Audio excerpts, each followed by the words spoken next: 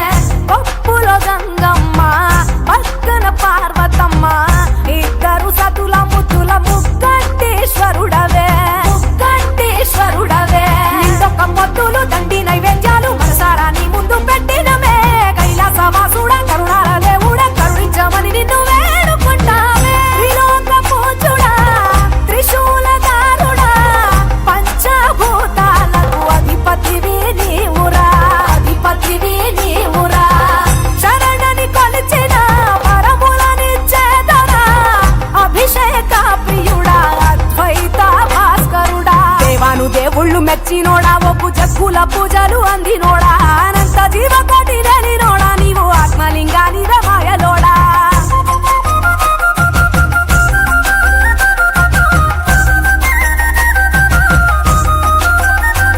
కోటి లింగాల దర్శనమిచ్చేటోడా కురవై వీరన్న వైదరికి చేరినోడా నటరాజ నాట్యాలు ఆడటోడా నాకు పామును మెడ చుట్టూ చుట్టినోడా నాగభరణుడా నంది వాహనుడా కేదారినాథుడా కాశీ విశ్వేశ్వరుడా భీమశంకర ఓంకారేశ్వర శ్రీకాళేశ్వర మహారాజ రాజేశ్వర ఎండికొండాలు ఏలేటోడా అడ్డపొట్టు శంకరుడా జోలె పట్టుకొని తిరిగేటోడా జగాలను గాసె జంగముడా కంఠాన గరళాన్ని దాసినోడా కంటి చూపుతో సృష్టిని నడిపేటోడా ఆది అంతాలు లేనివాడా అండ పిండ బ్రహ్మాండాలు నిండినోడా